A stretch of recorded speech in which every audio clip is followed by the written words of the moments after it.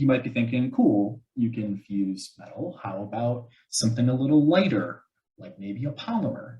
So SLS, which is selective laser sintering, is exactly that. It is basically DMLS, but for polymers.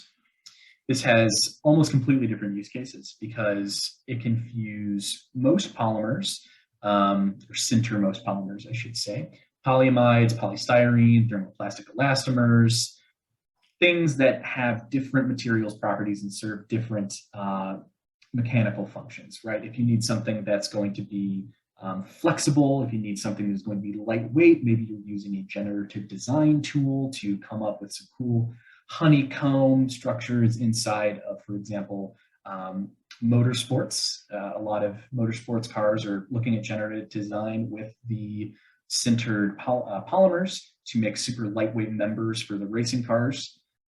You would look toward SLS. So this technology is awesome. It's the fastest additive process if you care about things like speed when you're producing your parts. Unfortunately, though, it is not suitable for harsh conditions, even if you like really treat it, because it's very porous, generally speaking, when you are done sintering the part. Same as before, if you want to be looking for positions, working with companies to actually produce these machines at the R&D level, it's going to be those higher degrees.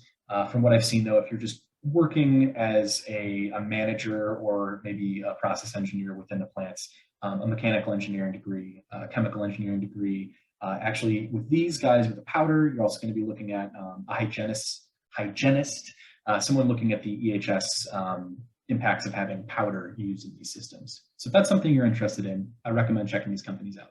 Same as before, give it a Google. I apologize for not having the top 5 list on here. The one thing, though, about these, if you're looking at it from a process standpoint, is the cleanup is atrocious. So I am going to share a video of the post-processing just to give you an idea of what it's like to clean up after one of these.